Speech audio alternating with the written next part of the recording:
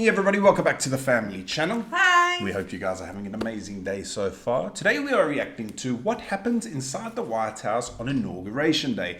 And this is a request from Tom from Pennsylvania. I'll stick his email up here quick so you can have a look. But yeah, we were actually looking for a video on this the other day, weren't we? But I think it was on Inauguration Day, so it was just loads of live streams, so we couldn't really find anything. So thank you very much, Tom, because this is something we've been quite interested in checking out, isn't it? Yeah. Because it's a massive thing at the moment here in Slovakia. It's obviously big there in America as well, but here in Slovakia it's all over the news, all over TV and everything. So and I've heard there's few bits that like I was shocked when I heard it, like what is going on when it's happening. So I'm pretty clueless. It's actually quite interesting. Like I've heard that basically like the ex-president moves out and they have to move the new president in within 5 hours. They got 5 hours to change the furniture and everything. Hopefully this video will say, because I am absolutely clueless. Wow. I'm clueless when it comes to politics. You must be organized. Well, they have to be, isn't it? We've seen a couple of White House videos before, so yeah. Anyway, before we get into today's video, if you guys haven't done so already, please make sure you hit the subscribe button. And if you're looking for a way to support the channel, please use our Amazon affiliate link. It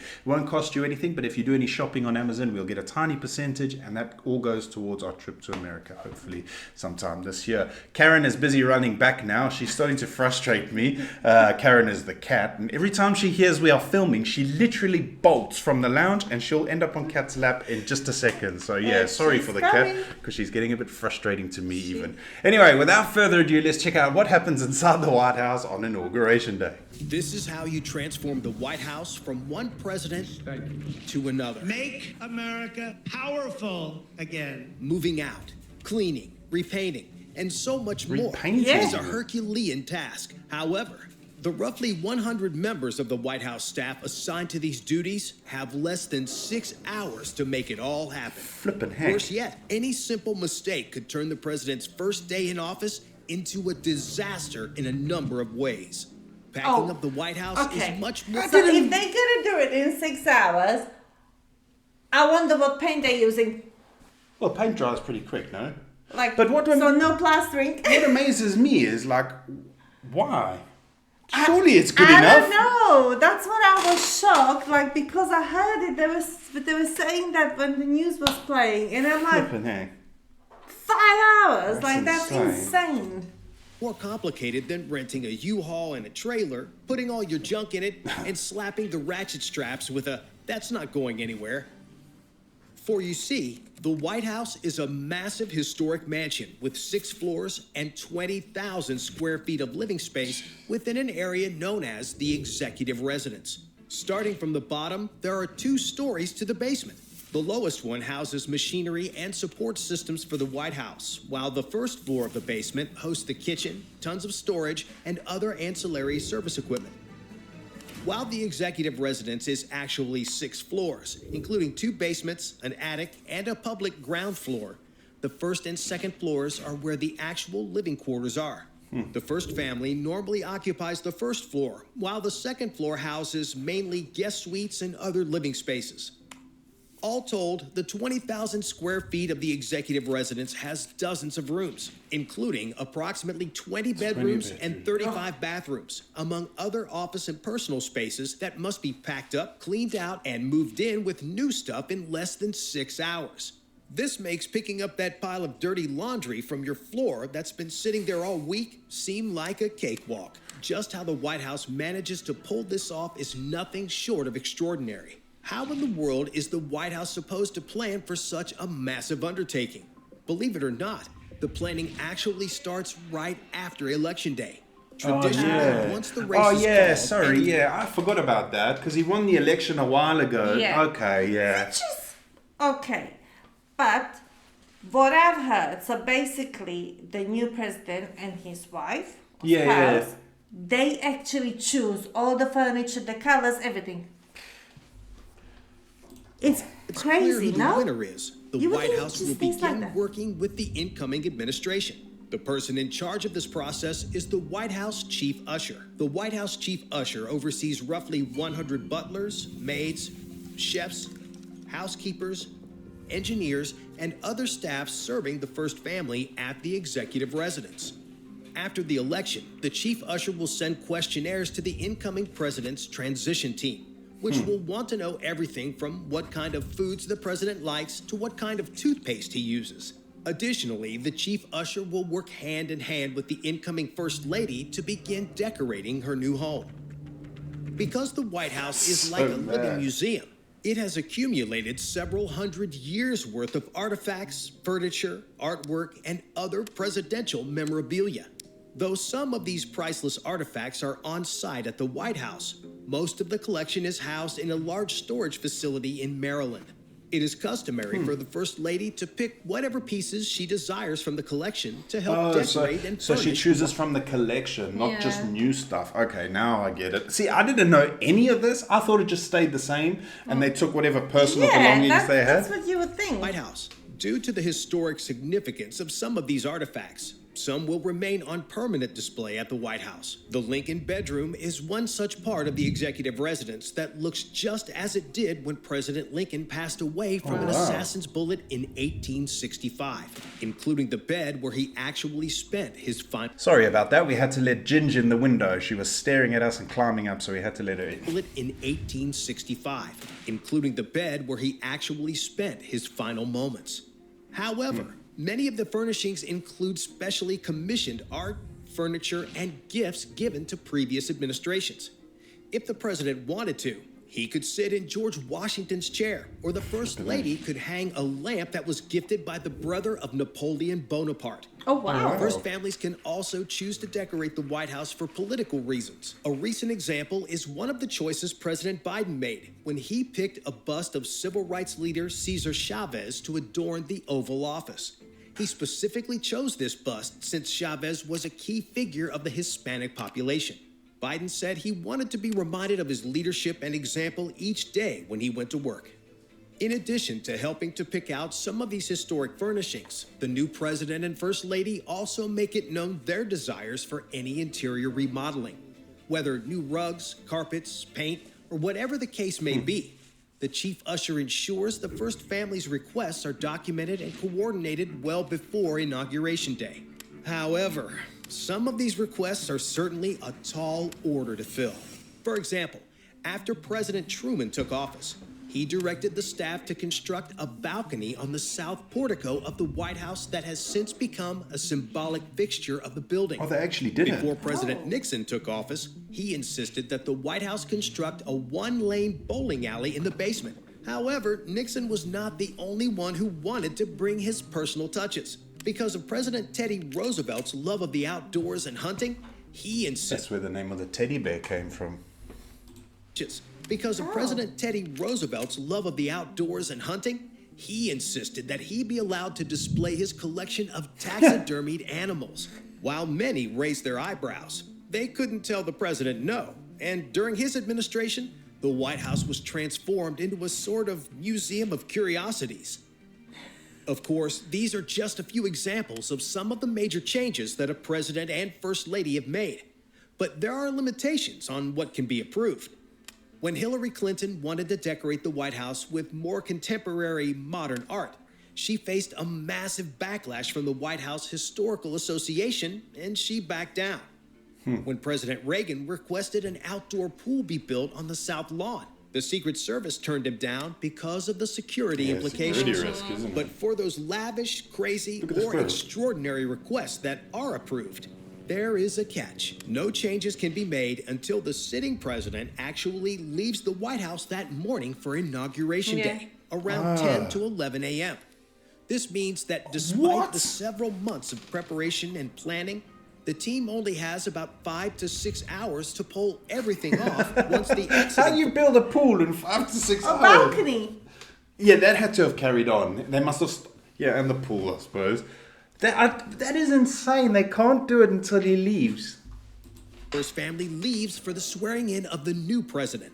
On Inauguration Day, the White House staff rise as early as 4 in the morning to get a head start on any of the massive remodeling projects mentioned previously that are going to take more than just a few hours to complete. The White House usher will also ensure people are assigned to other projects that may take longer to accomplish, like repainting rooms or changing out flooring. However, most of the staff will rise at their normal time so they can prepare for a White House tradition on a president's last day in office. As part of this tradition, all of the White House staff gather with the president and first lady to formally say goodbye.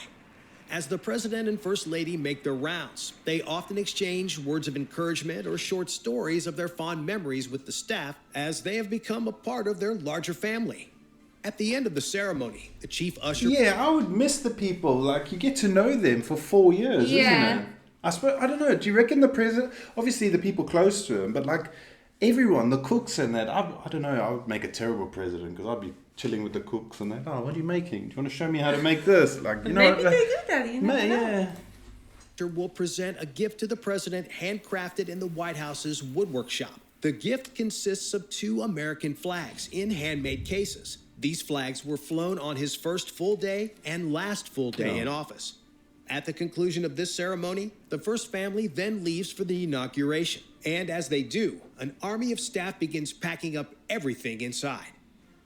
Because of security concerns, outside movers aren't allowed inside the White House.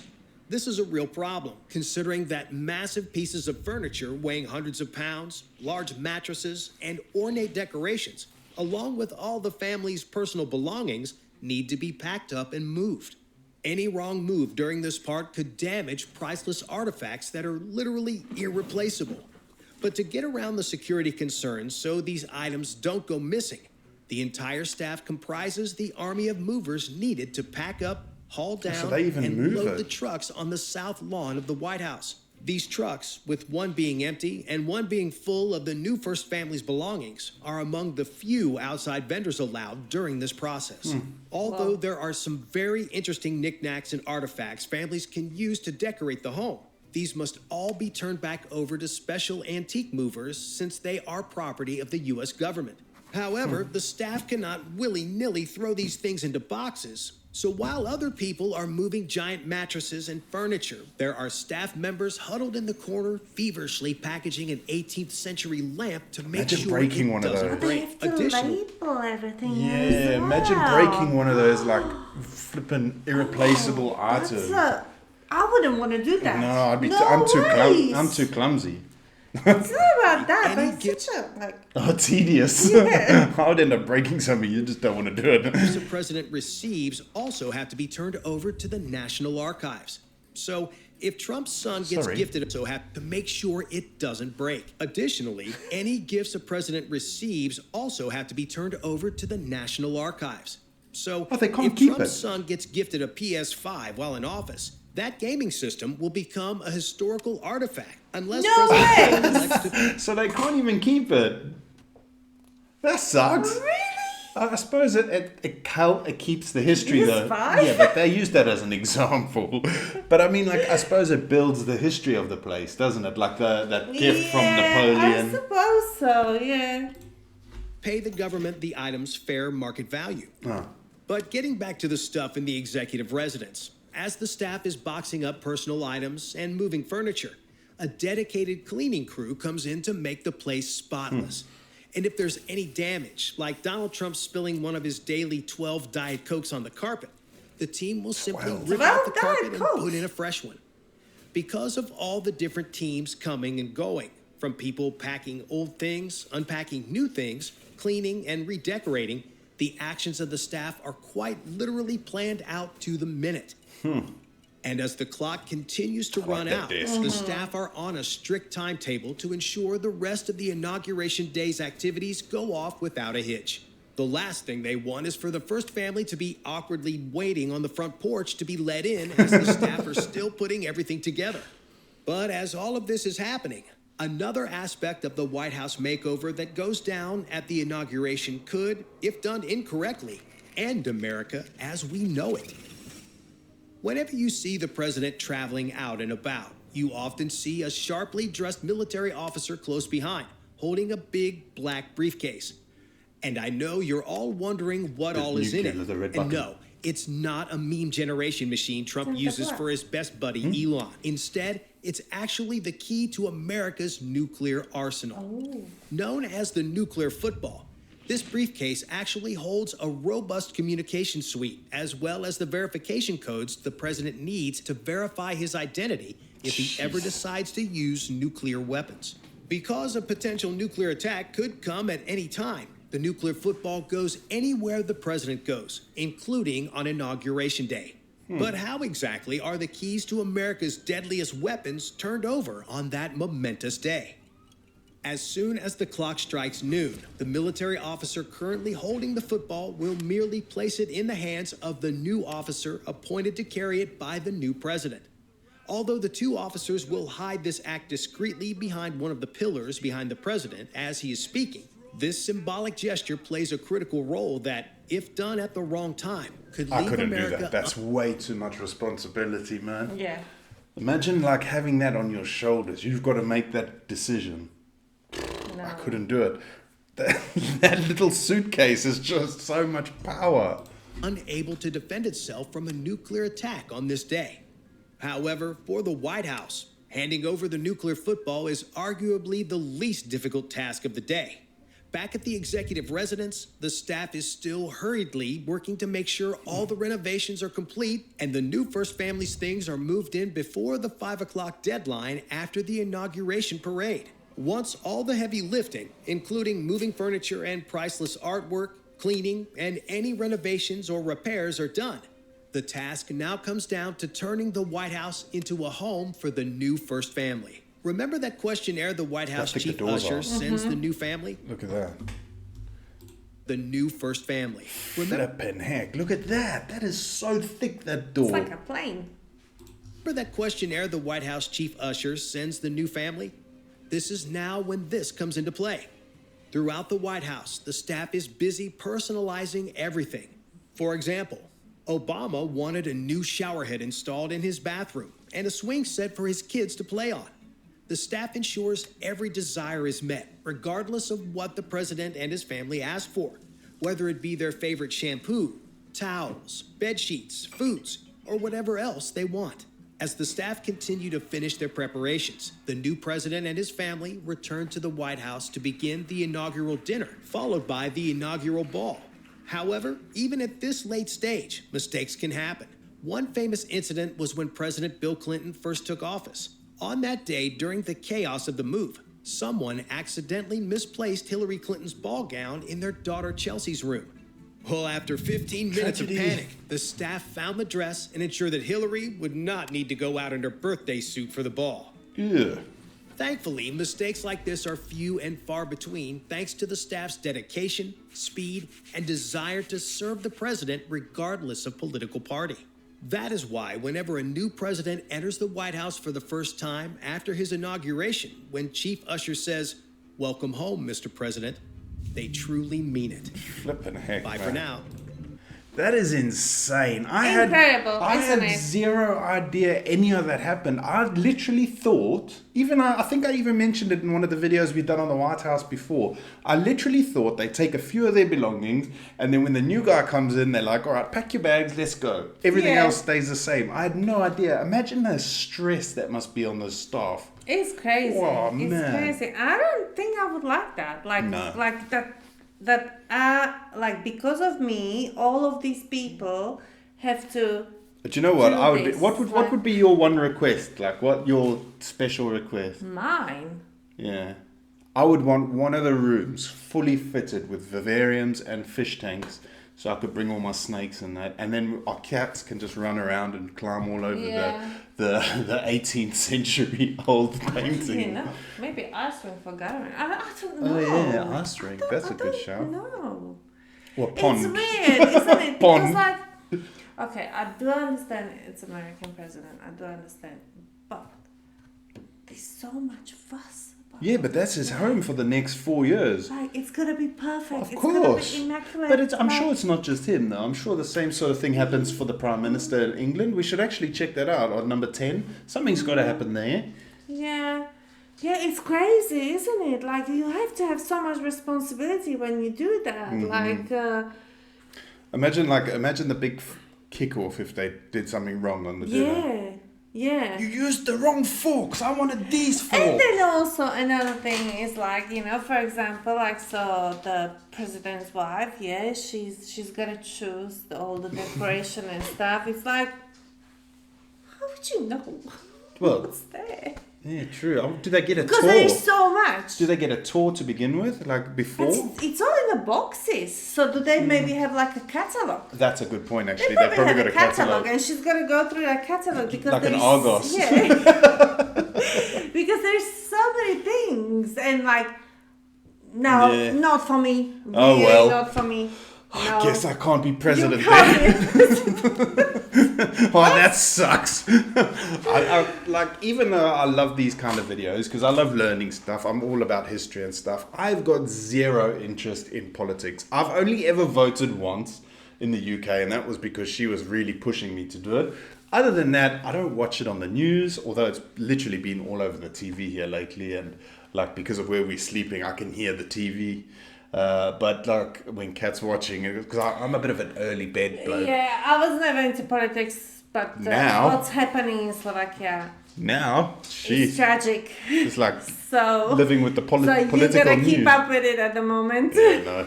Anyway, guys, thank you so much for watching. We hope you guys have a fantastic rest of your evening. I'm not quite sure what's happening this weekend as far as hockey and that goes, but I would like to go live at some point and have a chat and just chill out again because that's kind of fun. Maybe I'll get my old overalls out and have a couple beers. Anyway, thank you so much for watching. We hope you have a fantastic rest of the evening, and we will see you in the next video. Bye.